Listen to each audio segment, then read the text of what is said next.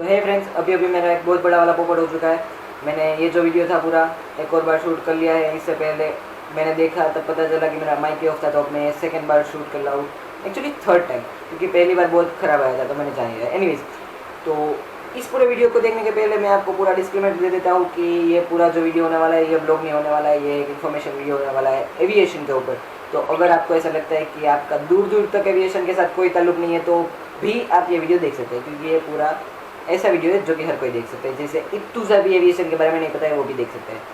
So basically आज मैं जो कुछ भी बातें करने जा रहा हूँ वो प्रूफ के साथ है। कॉन्क्रीट प्रूफ जो है वो मैंने डिस्क्रिप्शन बॉक्स में नीचे दे दिए है, लिंक है डिस्क्रिप्शन बॉक्स में, अगर आप चाहे तो उसे चेक कर सकते हैं। इसमें मेरा कुछ भी नहीं है, ये पूरा जो है वो इंटरनेशनल अथॉरिटीज़ के ऊपर है, उन लोगों ने जो अभी पब्लिश किया उसके ऊपर है सब कुछ। सो बेसिकली स्टार्ट करते हैं। PK303 फ्लाइट थी 22 मई 2020 को क्रैश हो गई थी, वो सभी को पता है, न्यूज़ में हम सभी ने देखा था। अगर नहीं भी पता है तो आज उसके बारे में सब कुछ बता दूंगा मैं। सो बेसिकली वो क्रैश हो गया था। उसके बाद मैं स्टार्टिंग से शुरू करता हूँ कि क्रैश होने के बाद पूरी एक कमेटी होती है जो उस क्रैश को इन्वेस्टिगेशन करती है। तो उस क्रैश को इन्वेस्टिगेशन करने के लिए बहुत बड़ी बड़ी टीम्स को उसके पीछे लगाया गया था, जो कि सबसे बड़ी टीम थी अगर कहूँ तो बहुत सारे इन्वेस्टिगेटर थे पाकिस्तान के, क्योंकि पाकिस्तान में क्रैश हुआ था तो उसके इन्वेस्टिगेटर थे। उसके बाद सेकेंड आता है एयरबस, जो कि एक एयरक्राफ्ट बनाती कंपनी है। जिसका एयरक्राफ्ट क्रैश हुआ था उस कंपनी ने खुद अपने 11 लोगों की टीम भेजी थी। फिर थी फ्रांस, उन्होंने अपनी 5 लोगों की टीम भेजी थी। और यूएसए से भी 3 लोग आए थे टीम में। तो उन लोगों ने सभी ने मिलकर ये इन्वेस्टिगेशन किया है। तो अगर उसके बारे में ज़्यादा डिटेल चाहिए तो उस PDF में है जो मैंने लिंक में दी है डिस्क्रिप्शन बॉक्स में, अगर आप चाहे तो चेक कर सकते हैं। तो बेसिकली उन लोगों ने सब कुछ रिसर्च किया, इन्वेस्टिगेट किया। उसके बाद उन लोगों ने प्राइमरी इन्वेस्टिगेशन रिपोर्ट तैयार करके पब्लिश की है अभी। तो उस रिपोर्ट के हिसाब से अभी उस लोगों ने ये कहा है कि जब टेक ऑफ हुआ, मतलब अभी मैं जो कुछ भी कहने वाला हूँ उसमें जो माइनर पॉइंट्स है, जो निगलेक्टेबल है, उसे मैं निगलेक्ट कर दूंगा, क्योंकि ये वीडियो ऑलरेडी लंबा होने वाला है। तो जो हाईलाइट करना है सिर्फ मैं वही करूँगा।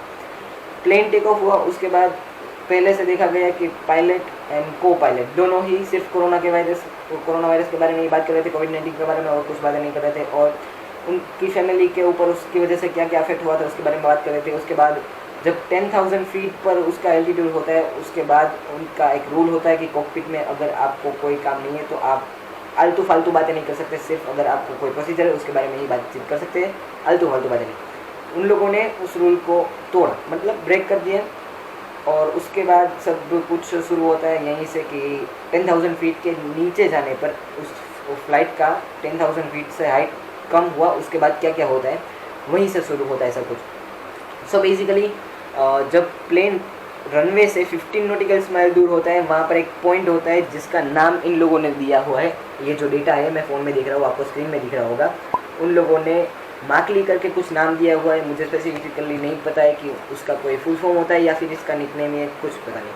सो वहाँ पर ऐसा देखा जा रहा है कि प्लेन जितनी हाइट पर होना चाहिए उससे बहुत ज़्यादा हाइट पर था, प्लस उसकी स्पीड बहुत ज़्यादा थी। फिर भी उन लोगों ने पाथ कंटिन्यू किया और तभी उन लोगों ने लैंडिंग गियर्स डाउन किए। जैसे ही लैंडिंग गियर्स डाउन किए, ATC टावर कंट्रोल ने उसे कहा कि सर ऑर्बिट इज़ अवेलेबल, मतलब कि आप अपना जो हाइट ज़्यादा है उसे कम करने के लिए एक और चक्कर लगा कर आइए, तो आपका एल्टीट्यूड जो है, हाइट जो है वो कम हो जाएगी, तो आप इजीली लैंड कर सकते हैं। उन लोगों ने उसे इग्नोर किया और उसके बाद उन लोगों ने स्टीफ डिसेंट किया, मतलब कि अगर प्लेन इस तरह से नीचे आ रहा है तो उन लोगों ने इस तरह से नीचे लाने की कोशिश की, मतलब कि बहुत जल्दी उसे नीचे लाने की ट्राई की, जिसकी वजह से उसकी स्पीड जो थी वो बढ़ गई।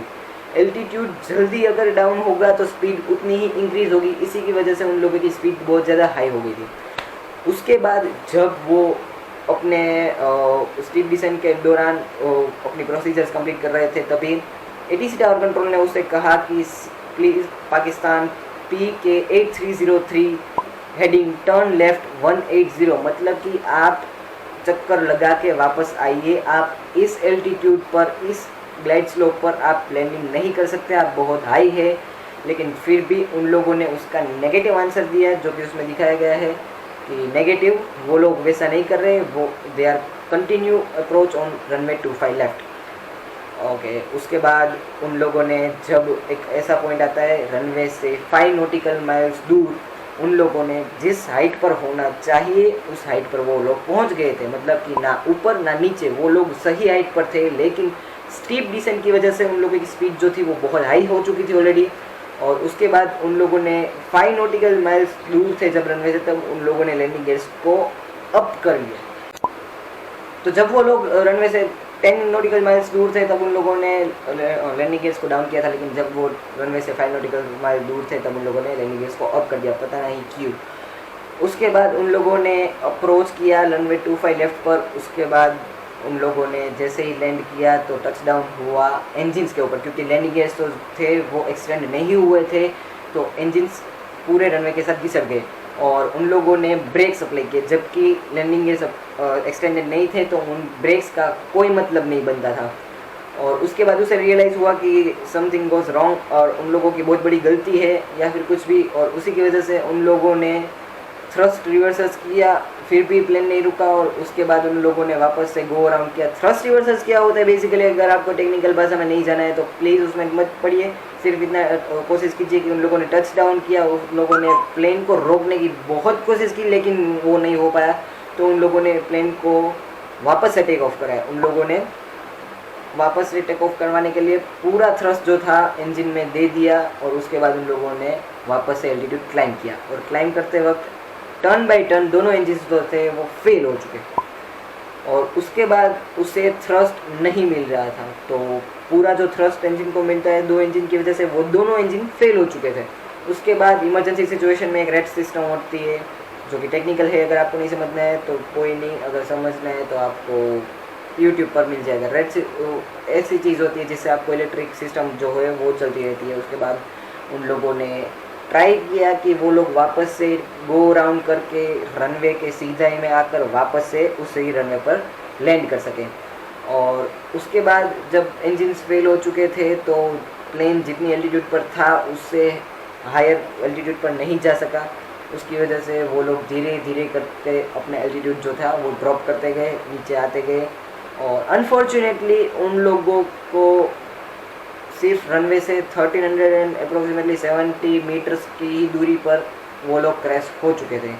अगर उसका एल्टीट्यूड थोड़ा सा और हाई होता तो ऐसा लग रहा था कि शायद वो लोग ग्लाइड करते हुए भी रनवे तक पहुंच सकते थे, लेकिन कुछ रीजंस की वजह से इंजन्स फेल हो चुके थे तो उसने थ्रस्ट देना बिल्कुल बंद कर दिया था। तो बिल्कुल भी पॉसिबल नहीं था कि ज़ीरो थ्रस्ट की वजह से प्लेन इतना ग्लाइड कर। तो वही हुआ जो एक्सपेक्ट किसी ने नहीं किया था और उसी के बाद सब कुछ ये हुआ। तो यही था पूरा सिनेरियो। और ये जो इन्वेस्टिगेशन होती है ये किसके बेसिस पर होती है वो भी मैं बता देता हूँ कि पूरी फ्लाइट में क्या हो रहा है, क्या हुआ था, सब कुछ डेटा होता है, वो एक चीज़ में रिकॉर्ड होता है, जिसे हम बेसिकली अपनी लैंग्वेज में ब्लैक बॉक्स कहते हैं। लेकिन उसे 2 नाम होता है, एक होता है फ्लाइट डेटा रिकॉर्डर एंड एक और होता है वो मैं भूल गया, वो यहाँ पर नीचे लिखा होगा। तो वो ये 2 चीज़ है, इसी में सब कुछ चीज़ रिकॉर्ड होती है। उसके बाद उसके ऊपर से पूरा इन्वेस्टिगेशन किया जाता है, प्राइमरी और एडवांस और सब कुछ। तो उसी के होने पर सब कुछ आपको रिपोर्ट मिलता है कि क्या हुआ था उस फ्लाइट में, और यही हुआ था। और उन लोगों ने वो जो ब्लैक बॉक्स होता है और उसी के हिसाब से ये पूरा प्राइमरी रिपोर्ट तैयार किया है। और अब उसे एडवांस जो रिपोर्ट तैयार करनी होगी इसके बारे में, तो उन लोगों को कम से कम 2 से 3 मंथ लगेंगे उसके लिए, ऐसा उन लोगों ने कहा है। और उसके बाद उसका एडवांस इन्वेस्टिगेशन रिपोर्ट जो है वो जारी होगा। तो बस यार यही था पूरा सिनेरियो। अगर आपको कुछ भी समझ में नहीं आया है तो प्लीज़ मुझे क्वेश्चन करना हो तो कमेंट बॉक्स में ज़रूर करना, और आप अपने सजेशन मुझे ज़रूर देना कि कहाँ पर आपको कुछ समझ नहीं आया या फिर कहाँ आपको बहुत मज़ा आया। So thank you very much guys for watching this video. I am Divaj Jogiya signing of.